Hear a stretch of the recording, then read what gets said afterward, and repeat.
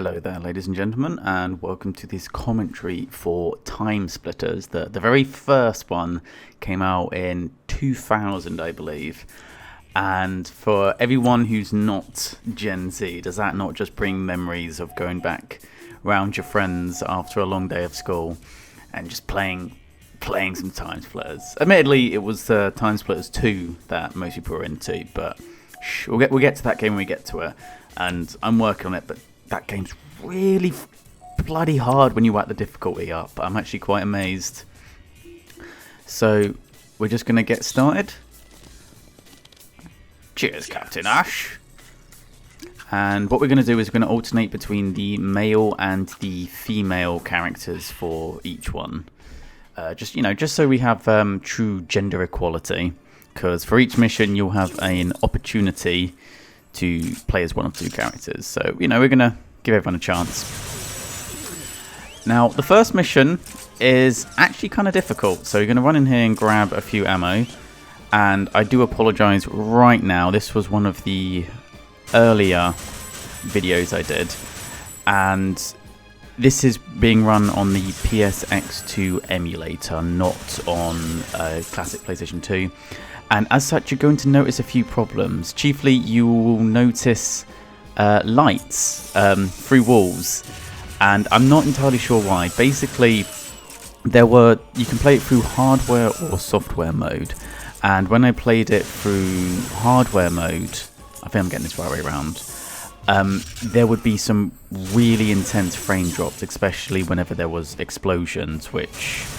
well, one, for not making the most pleasant viewing experience. Also made the game just a little bit easier because you had more time to react. Whereas if you play on software mode, it runs fine. It's just you can see lights through walls. And so between the two, I thought this was the better of the option. So the zombies, for those of you who did play it, I forget there's probably a lot of people that have never actually played this game. That's solipsism for you, assuming that everyone's had the same life experiences as me. The zombies in this game I really like, because you can shoot them as much as you want, they will never die. The only way to kill them is to shoot them in the head and take their head off. Which doesn't necessarily lend itself too well to the shooting mechanics. There is a kind of, I guess, pseudo auto aim in place where if you move when running around, if someone's generally in the center of the screen, it will try its best to kind of lock on, which is why you can be a little bit generous with moving around. Now, the trade-off for that is this uses the same kind of aiming system as GoldenEye does, which means if you try to actually manually aim, and you'll notice when I'm trying to do that because I'll have green crosshairs on the screen, it always pulls back to the center. So you're trying to very gently move the right thumbstick to move it around. If you move it too far, then you just start moving around entirely. And if you don't move it enough, or if you let go, it then snaps back to the middle. And it makes precise aiming really, really difficult. So, like a few points in this game, you will come across sniper rifles, and in all honesty, I try my best not to bother with them because they're just so hard to actually aim right. I don't have the dexterity and the finesse to use them. I find that this game is far more suited to just running and gunning, and in that regard, it can help you because the aiming is quite generous, so it will automatically lock on. So that's the best way of doing it, really, is to have this kind of fast-paced, frenetic, strafing action. So we've picked up a bit of armour, and we're coming through up to the final tome room. I'm not sure what you describe it. So try and use these pillars to kind of weave in and out and make sure you clear them all out. As we get to the final area, the game does tend to... oh, sorry, I should say as we get the final objective. So this game is pretty old, and...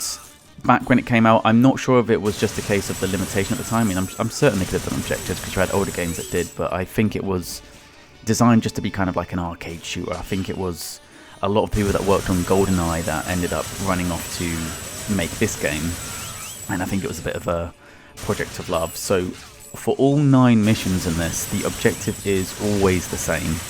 Start at the beginning, move through to the end, and you'll start to notice these time splitters appear. and once you pick up the final key, they'll be spawning quite frequently, and I completely miss it. Yeah, they'll keep spawning. It depends on the level, and some they have like fixed number of spawns, and others they will just seem to keep spawning. And the idea is that once you have the key, you then just have to run to the exit, and that's the same for each one of the missions. There isn't like, for instance, in Timesplitters 2, like disabling radar dishes or anything like that. It's very much just run and gun, very simple, and you'll be getting a lot of use out of strafing with this. As you can see, the Timesplitters hit like trucks, and they tend to pop up all over the place. But because they fire projectiles rather than bullets, they are a little bit easier to dodge. So every time you run left to right, you have a good chance of avoiding their damage. Because if they do hit you, they will tear you through. And I will admit, this is one of the areas where I had a bit of an advantage playing through software mode, because a lot of times you can see them spawning through walls, and it is quite frustrating. I did my best to get hardware mode working, but if any of you have ever dabbled in emulators, especially the PS2 emulator for some reason, the PS2 emulator is one of the fiddlier and just really just finicky, is the best way I can describe it. That you have to keep messing with settings, and it's not very intuitive. And there's a website that you can look up which usually tells you what settings to use to run each game, but it doesn't have all the information on there. For instance, Heroes of Might and Magic, if you go on the website, it will just say it doesn't run properly. And I did eventually manage to get it running properly. It just took a very, very long time. So this was the best I was able to do. Anyway, new best time, 6 minutes. So yeah, the game it's not a very long game, as you can probably tell from the length of this video. Well, I should go back and do the arcade at some point and make a little video on that. But it's designed to have a lot of replayability. It's designed that you keep going back and forth, and try and improve your times. And I'm certain if you look up the world records for like speed running levels on this, it would not surprise me if literally it is just a speed run. Probably not even shooting people, just running past everyone. In actual fact, one of the missions later on is actually easier if you do that, but I wanted to try and show how it was meant to be played, and I'll explain that a little bit later as we get there. So our second mission is Chinese, and it seems as if they were running with a certain theme when it came to the different times. So if I recall, there's like, how do they work it? There's a set number of years between the different time zones you go to, and that was something they were trying to keep in with, which is why this ends up being, I know I've described that so poorly. But what ends up happening is this mission, even though it's the second one, is by far and away, it's not the most difficult. What am I talking about? I'm doing a great commentary so far. I would consider this mission the second hardest mission in the game. And the reason for that is, as is usually the case with the hard missions, is that they have shotguns, these guns in particular. And the problem with them is that if they're being wielded by someone who has quite good reflexes, and you get hit by a shotgun, boom, there goes half your health. Shotguns are so much more brutal than pretty much any other weapon. Even grenade launchers aren't as much of an issue. You can tend to dodge them a little bit easier. And there's just a huge amount of enemies coming at you that you really have to be on point with it, be very, very trigger happy. And there isn't a huge amount of health either, but we're going to take this side route. We could have taken it on the way back. We'll take these guys out here, we grab some armor, which we're really going to need, because we have a lot of enemies to fight, and in the bathroom is a med kit. Because of course, where else you put the med kit? You wouldn't put it in like a proper medical box somewhere, like in the kitchen or whatever. You just sit it on the bottom of the public toilets. That's where it belongs. So yeah, there's a lot of aspects of this that can only be described as a bit gamey, in that they don't really make much sense, but it's just to make it play through a bit better. And oh, they will run through you. And there's certainly a nice mixture of enemies that will wait to ambush you and then ones that will charge at you. So there is, you've got to keep on the guard. There is a hell of a lot of guys to go through. But man, just listen to that music. It brings back memories. It brings back memories. I really wish they would make another Timesplitters. They made Timesplitters 3 Future Perfect, which I really enjoyed actually. I don't think it got quite the same amount of love as Timesplitters 2 did, but I was a huge fan of it, but it just seemed to disappear after that. I think there was a project they were working on that just hasn't seen any kind of fruition. It just seemed to fizzle out. But as we come down here, be very careful. There is a security turret to the right, so I'm going to do a bit of manual aiming to take that out. And for some strange reason, all of the crates in this game seem to explode, which is beneficial for us because it means that the enemies who take cover behind them, they're not doing a very good job. I don't know why. Maybe they're meant to be carrying munitions or something, or maybe just because the people who made this game want more things to explode. So after we grab the suitcase, we get absolutely inundated with these Timesplitters. So do your best to keep strafing left to right, so don't get hit too much by them, and kind of just make a bit of a run for it as well. There's no point necessarily trying to take them all out, because there will be tons of them, and it is quite a long way back to the start of the game. And as you can see there, we've just been tagged by one of their green projectiles and took about a quarter of our armor off just from one shot, so it's not the most forgiving. But just do your best to keep strafing left and right. For those of you who play Apex Legends, or they do it in Fortnite, I don't know, I don't really care about Fortnite, I'm going to be honest. For those of you who play those sort of games, maybe trying to loot someone, you want to keep moving left to right so you don't get shot. And the same principle applies right back in 2000. And yeah, we just ignore him, run to the end. 4 minutes 41. Yeah, it's alright. I have to admit, I wasn't really trying to do this in terms of speedrunning, because if I was speedrunning, I wouldn't be shooting them. I'd try and find a way to just cheese past everything. Oh boy, am I ready for this? Oh my god, his face looks inbred. So yeah, 2005 Cyberden, which, if you're watching this video now, you'll be aware that we didn't have Cyberdens in 2005. So I remember reading about it when I was first looking into it. And again, there was this, I think there was a time frame. I'm trying to remember exactly how they did it. I think there's usually like 15 years between them. So, for instance, it's kind of set into 3 groups. Obviously, you have the Tomb, Chinese, and Cyberden. And the idea being that for each triplet of levels, you have a level set in the past, the present, which was 2000 at the time, and then the near future. So if you get all the levels in chronological order, starting from 1935 being the oldest, there's 15 years between each level. So for instance, the next oldest would be the village in 1950, and then the mansion in 1965, and then there's a 5-year gap, which would then make it to the Chinese level, which is set in 1970. And because they were trying to go with this kind of formula, it's why the near future levels are seem a lot more futuristic than the timeline would reasonably be able to deduce.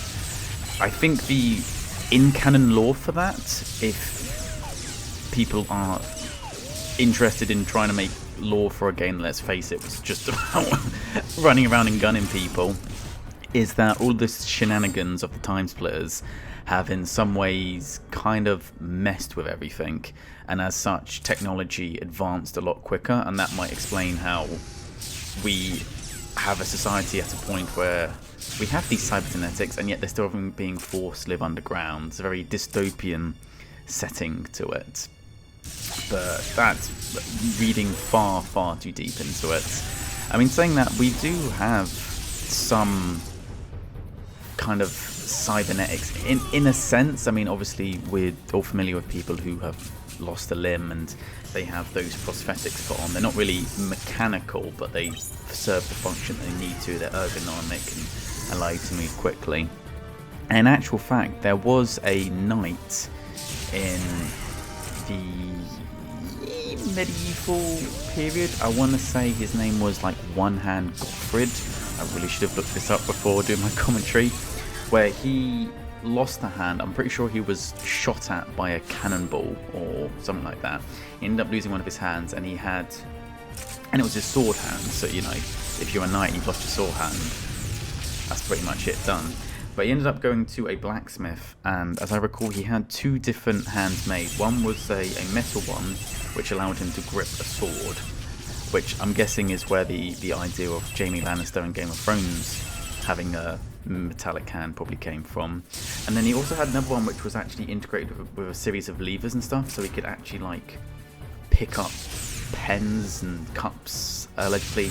I don't know how advanced or sophisticated it was. I'm not sure with what level of finesse it was that he was able to pick things up, but I mean, technically speaking, we've had the idea for a long time, so it would make sense that it exists. I have no doubt they're probably trying out certain experiments around the world somewhere. It's just not something that is commercially available to the public yet, because you need to find a way of making it cheap enough that you can give it to, you know, all the potential amputees that you have around.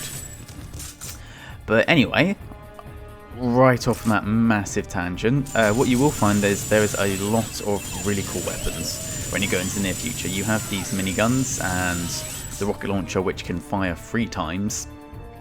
And one thing characteristic of games back then is, and I'm not sure if it was a case that they weren't able to put all unique reloading animations, or if they just thought it would mess too much with it, but every gun can just be reloaded with going just lowering it down, there you go, it's reloaded, and it's fantastic. I mean, the minigun pretty much just fires like a heavy machine gun, to be fair. It doesn't need a huge amount of ramp up, and you can see from the way it's being carried, it looks more like an assault weapon than what you'd expect of a heavy machine gun, where you have to kind of carry it with 2 hands, and you kind of carry it like beneath your body. But it's a cool gun. I like it. I miss the days when games didn't always care about realism and they just cared about fun. Do you remember when we used to have fun?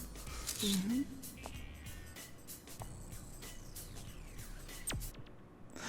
They do like to extenuate the female assets back in the day, didn't they?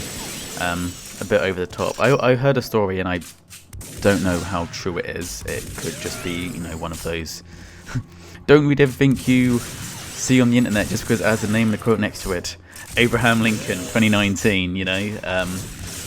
But I heard apparently the reason in the original Tomb Raider that her assets, shall we say, were so enlarged was that they kind of made them that big as a joke, and they thought, this will appeal to the horny teenager demographic, let's keep it in like that, because what horny teenager doesn't want triangular boobs in their games? And it just kind of stuck around, didn't it?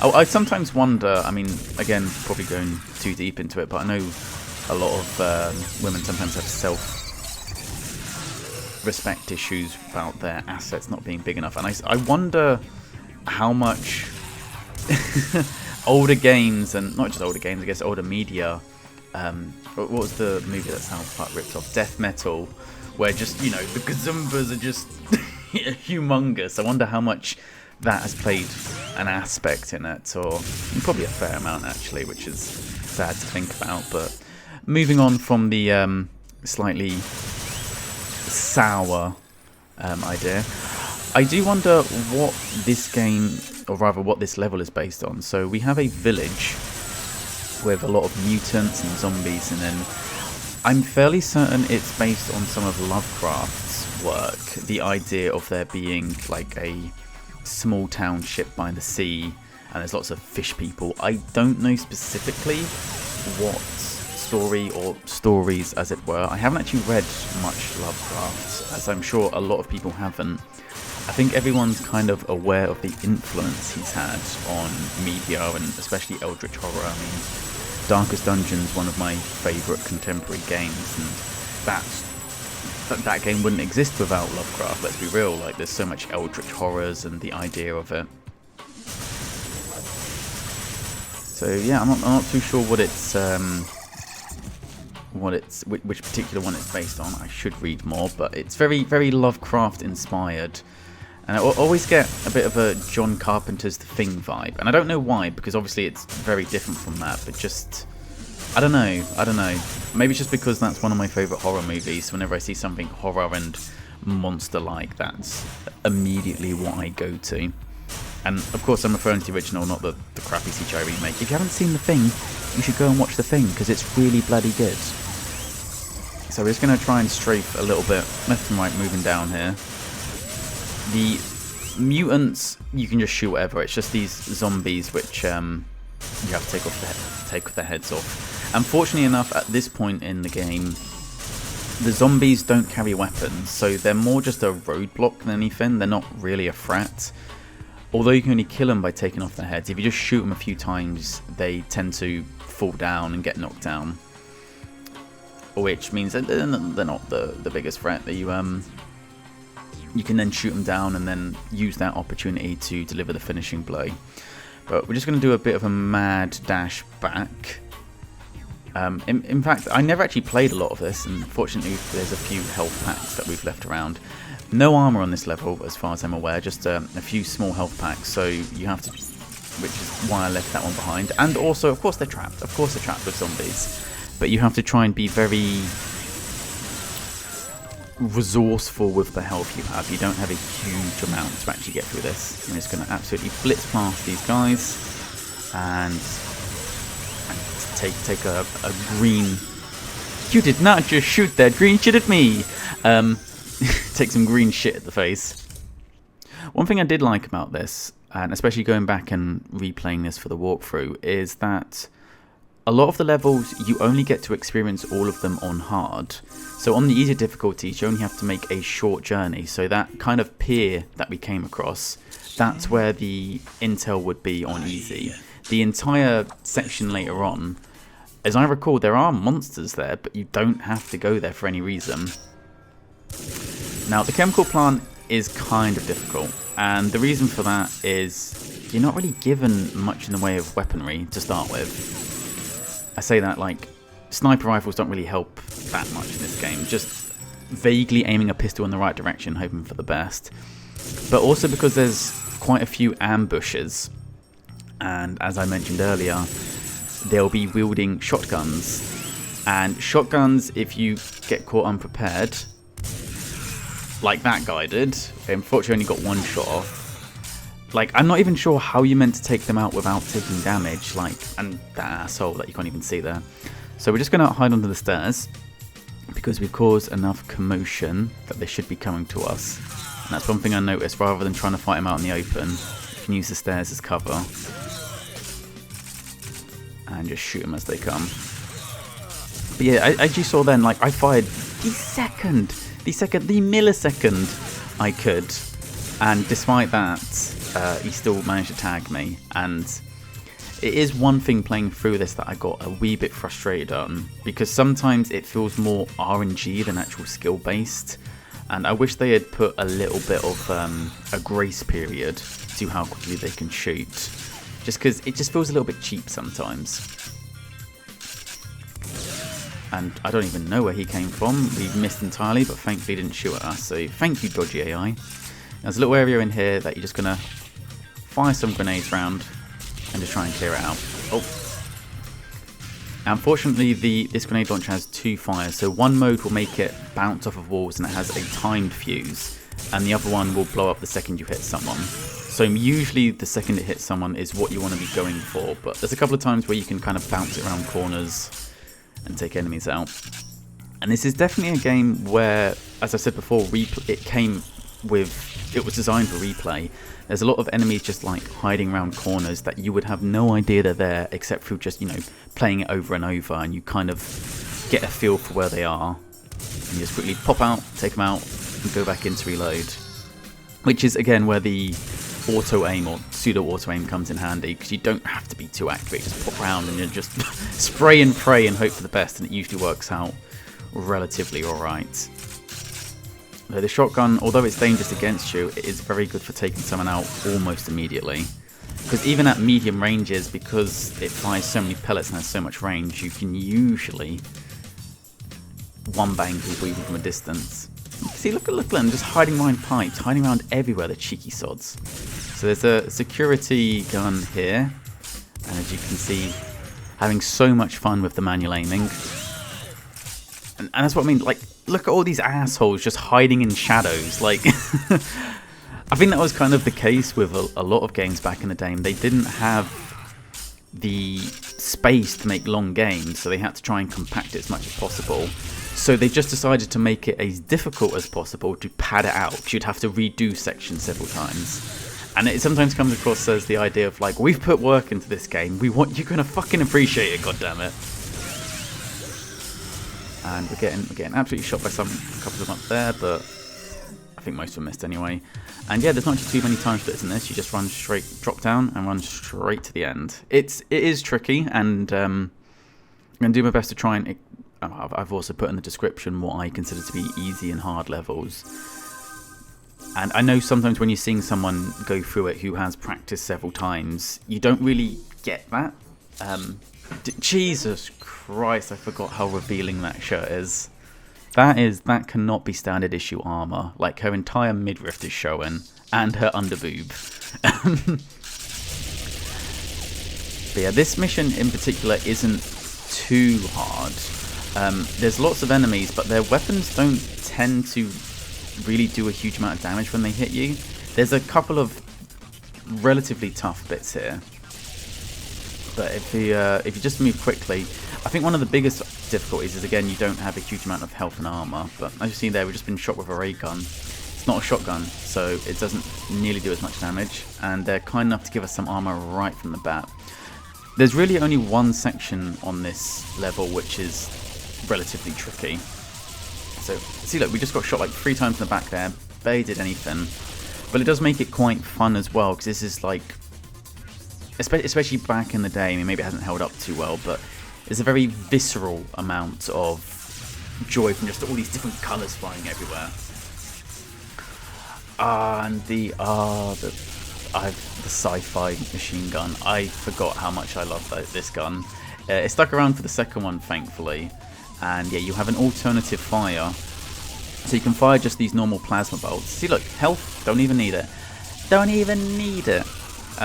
Yeah, it fires these plasma bolts as the main fire, and these are really blocky aliens. I get the impression that maybe that's like meant to be their armor. And if ever you've seen the classic Dune movie from the 70s, I believe, some of the CGI in that, they wear basically like cuboid armor. It's very, very original Tron. And I'm guessing that was the vibe they were going for with these really big, blocky kind of armors. Yeah, the secondary fire will use 10 of your ammo and instead fires like a plasma grenade. And I don't know, I just found this gun so satisfying. It was one of my favourites when I used to play Timesplitters 2. It's just a fun gun. They don't make fun guns anymore. It's all Call of Duty, highly accurate. This gun has like 2 more bullets and has a slightly larger magazine. So yeah, just drop right down at the bottom, and as soon as you pick up the brain, you're going to get surrounded. So this is pretty much the only difficult part, I would say, of this game, because you have enemies all around. So you're trying to dodge, but because you're kind of getting caught in the crossfire, it's difficult not to take a little bit of damage. Not too much, but it's easy just to drop all the way down. You don't take any full damage in this game, rather than trying to go down the stairs. And then as we come up, we'll take out the time splitters that come, which have a slightly different design, I've noticed. There's, I think, 2 different time split designs, maybe even 3 actually.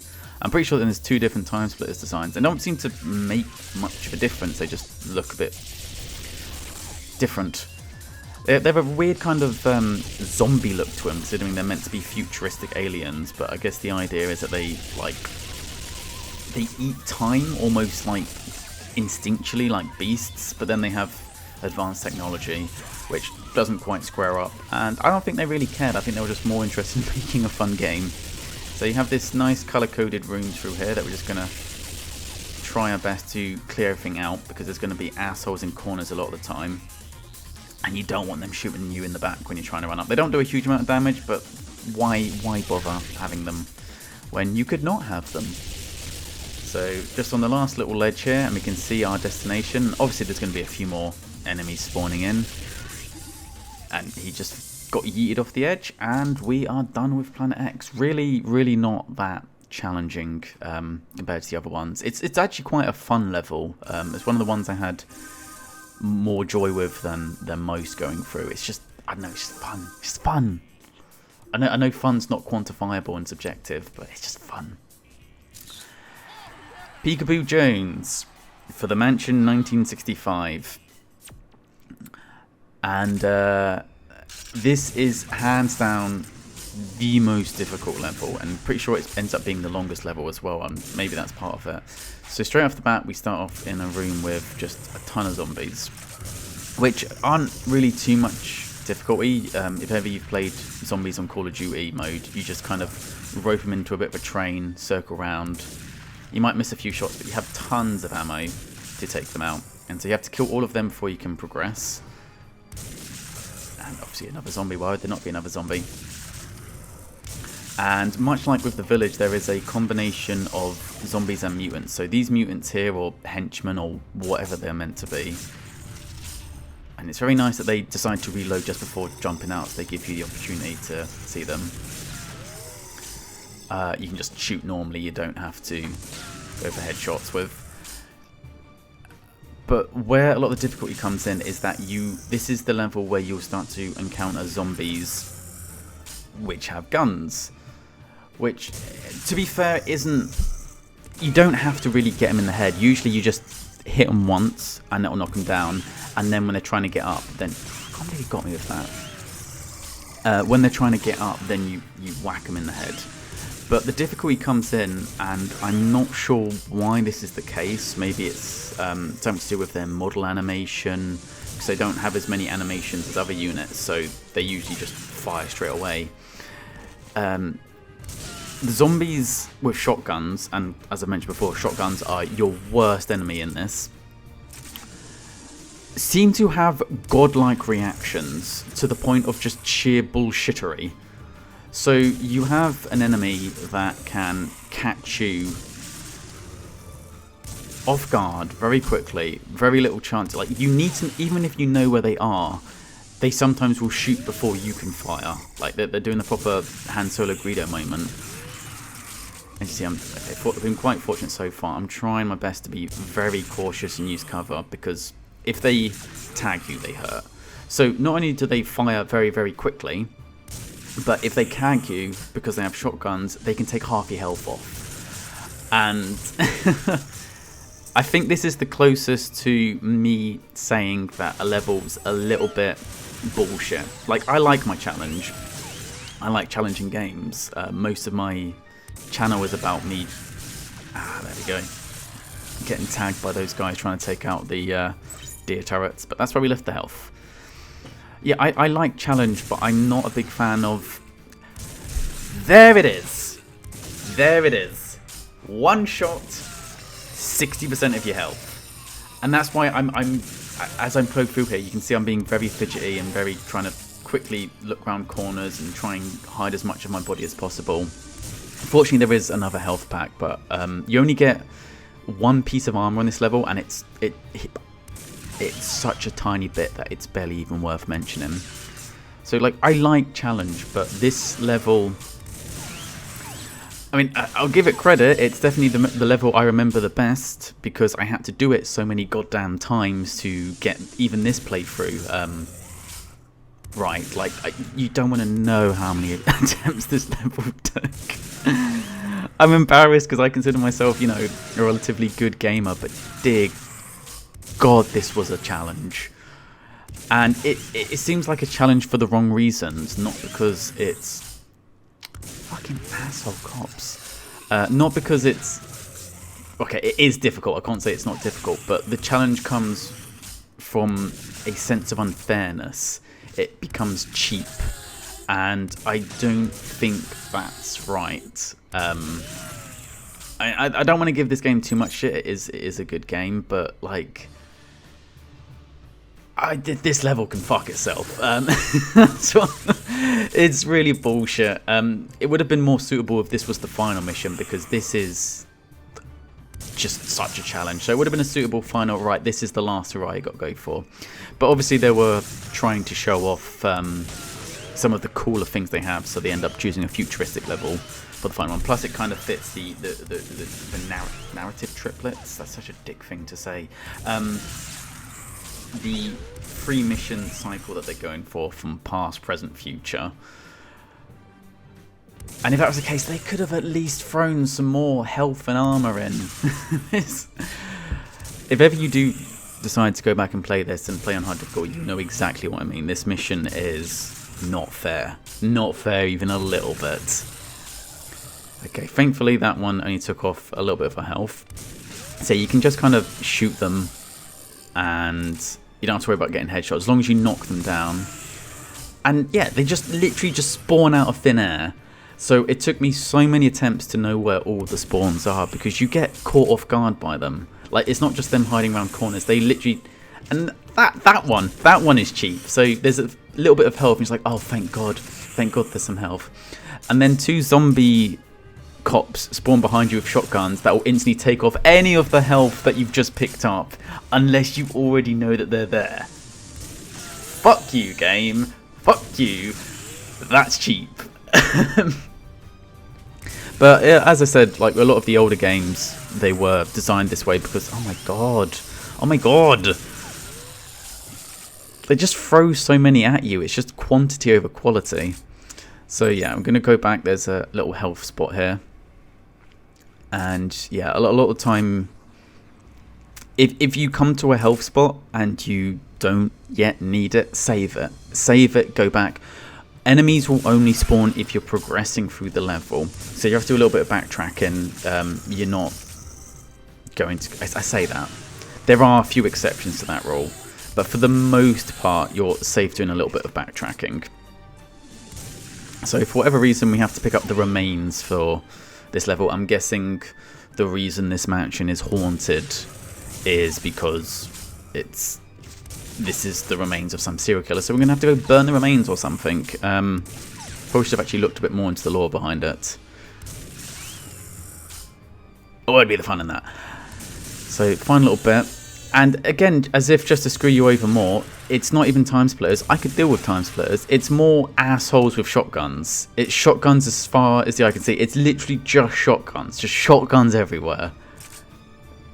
So, the health pack that we left earlier from where we were ambushed by the cops, just going to go pick that up now to help us through the final section. And we're almost at the end. Just going to be very careful around the final few corners. And here are the Timesplitters. See, there's barely any, because even the game designers knew the Timesplitters weren't the threat. It was zombies with shotguns. If you want to take over the world, zombies with shotguns. So just take up these last few ones, and for some strange reason, if you stand under this gallows by the looks of it, that's how you escape. Maybe that was the way you had to bury the remains. I have no idea the logic to that one. But we're almost through. We've only got 2 missions left. So the next one is Docks, which we're going to be playing with Olga Storm, mostly because Jacques Mizy... God, the voice acting. I feel like they just got friends to do it. So, the start of this mission is you're meant to use a sniper to take these guys out. We're not going to do that, because the sniper rifle sucks. If you try and peek out and aim with it, I guarantee you will take more damage. Because you have to... You don't have to be still, but trying to zoom in, hit someone and not get hit in return...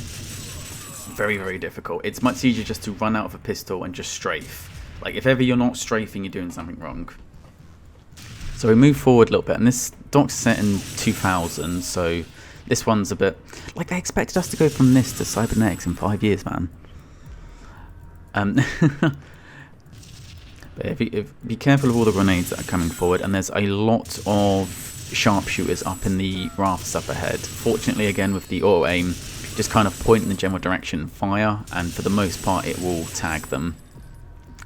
I do find this level can be a little bit confusing about where you have to go. It is a tiny bit maze-like. And I'm getting shot right now, aren't I? it's like it's so hard to actually see some of them because it's so dark outside. And obviously the it's just trying to fire in burst shots so you don't waste too much ammo. And obviously the AI doesn't have as much to worry about when it comes to sniper rifles. Yeah, okay. My aiming's not too good, but I'm trying to avoid damage. That is my excuse. Like it's a John Woo film where you're dashing through the air and you're flying, so you're missing most of the shots because you're also trying not to get hit yourself. It's gun kata. It's my gun kata strategy. So if you run through here, there's a little bit of health around here, but of course there's going to be security guards that aren't patrolling and are just hiding in little nooks and crannies just to completely fuck you up. So be careful of that. Pick up a little bit of ammo, and I'm fairly certain that's a security gun further back down, so we're not going to worry about that. And they'll obviously jump out the side, so do your best trying to... It's a little bit frustrating because there isn't too much cover to use for this, so you just have to try and... Where the hell were you firing? Do your best to strafe round. Now moving up here, there's a couple of enemies with shotguns, which are very nice to have, but it also means that if they tag you, they're going to hurt. And we can always just blow up the crate as an explosion, because crates are basically red barrels in this game for reasons best left to the creators. So yeah, they have a lot of ammunition with the machine guns. Just try and strafe out and in, to add the last of them. A little bit of armor to make the last little journey nice and easy. And we have the intel, which is some pickup that actually makes sense, as opposed to other ones when you have to pick up the brain or the jewels. So now we have both Timesplitters and machine gun guys to deal with, which, I mean, is not too bad in comparison to Mansion, because you deal with both in the same way. Just move quickly, strafe left to right, and there shouldn't be too much trouble. Unfortunately, there's some nice wide open spaces here, which is where you benefit from because they have slow moving projectiles. The machine gun guys, not too much, but yeah. This mission isn't too difficult. Again, most of it comes from the fact that there's only one health pickup and one piece of armor, so you have to try and not take damage over an extended period of time. But in terms of the enemies that come at you, again, because there's not too many shotguns, it's not that hard. So we're just going to quickly keep moving, keep sidestepping, go through the shipping crates. We're almost to the end. And in fact, you can actually just see there's, through the walls, been a couple of spawns near where the enemy area is, where the final objective point is. And that was the security gun that was just firing randomly earlier that we could hear. So, peekaboo. And fuck everyone else. Just going to make a little run to the exit. And that is the docks completed. There's just one left, the Spaceways, which is a shame because Spaceways I consider to be the worst level in this game. And I'll explain as we get there. So, but it does have R108, which is one of my favourite characters. He's so cool, so cool. Yeah, Spaceways is bullshit. And basically the reason for that is they give you, I've complained a few times where they may not give you too much health and armor. They give you virtually none in this level, but they just absolutely throw enemies at you, absolutely tons of them. Thankfully they don't tend to have shotguns. They're used to like the space guns and stuff, so it doesn't hurt too much. But just the sheer amount of them is bonkers, absolutely bonkers. And so the difficulty comes not through any legitimate challenge, but just because they throw everything in the kitchen sink at you. There is so many enemies. It's ridiculous. And in actual fact, that helps if you want to cheese this level. The easiest way to complete this level is legitimately just to speedrun it.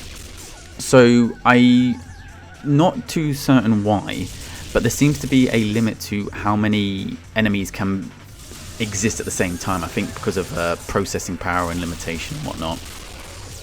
And so if you just speedrun it, because they throw so many at you, just run past everyone and make a beeline for the exit, and all of the enemies from the beginning of the game will start chasing you.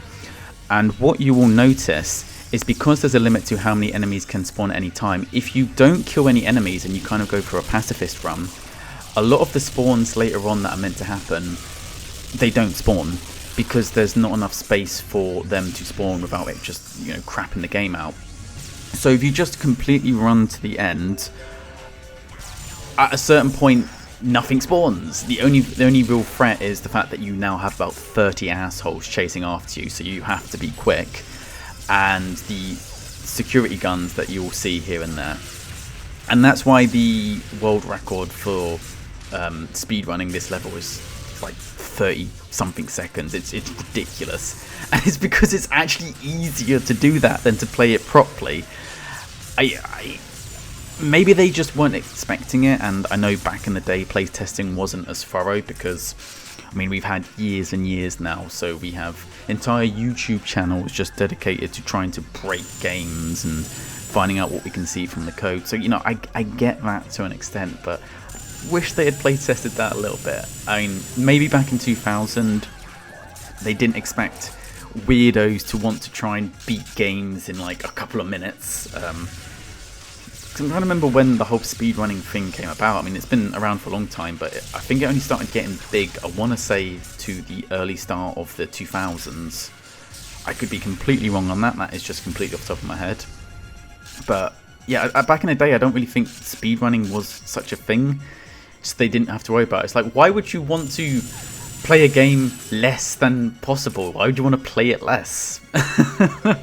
Speedrunners are a very unique breed of humans that I don't fully understand. It's not something that really appeals to me. I don't get me wrong, I like watching them, and I have a lot of admiration, because these people will play like the same game over and over for months, and try and mini-max like the slightest things. And no, props off to that sheer dedication, but it is not for me. That sounds anything but fun. You make one slight mistake and you've got to repeat the whole part. Anyway, right to the end now. There is a turret right in the spaceship, because of course there would be. Why would they make it easy? So we're going to fire some triple rockets to just try and take it out with the AoE. God, I love triple rockets. They don't make guns like that anymore. And we are done, and that is Timesplitters 1 completed in its entirety. I say entirety, we still have the arcade mode to go through, which I'm working on. But yeah, that's Timesplitters 1. Hopefully that was a nostalgic little blast from the past, and didn't take too long either. This is less than an hour video. So we're going to go through this, which I wonder how much of this was taken from classic Doctor Who. Like, I'm fairly certain if you were to ask the programmers for this, do you happen to watch Doctor Who? Gonna come up a few times that obviously we do. Like, we were trying to find a way of integrating the Daleks into our game without it just being a straight up copyright issue, and we couldn't figure it out. So we had to make our own robots. It's fun. It's a nice little blast through. Although I do think a lot of the real meat of the game comes from the arcade mode, and that's definitely true in the later ones. Timesplitters 3 less so, because I remember Timesplitters 2 I could never get all the gold medals for. I'm actually working on that right now. I'm struggling a lot. It's really hard. Whereas Timesplitters 3, I don't know if it's just because like you could actually aim properly, it just seemed to be a lot less difficult. But the storyline was really good. Oh, it was really good. And if you've ever played Timesplitters 2 but never played 3, give it a try. Or watch a video of it first to make sure that it's your kind of thing. But it's a good experience. Cortez actually has some voice lines, and I always imagine Cortez to be played by Vin Diesel, and I cannot be the only person who thinks that. Like, Vin Diesel with his little goggles like he did in Riddick would be perfect. Like, like he's bald and everything. He's a muscle dude. He's slightly charismatic, but not exactly like Dwayne "The Rock" Johnson charismatic. He's a little bit socially awkward. He tries to be the I say that. That's I suppose the problem. Vin Diesel always tries to be the tough guy, whereas Cortez is a lot more humorous. So, I mean, he looks like Vin Diesel, but I think Vin Diesel takes himself a little bit too seriously. Anyways, yes. Rant's over. Timesplitters will return. Thank you very much for watching, and bye-bye.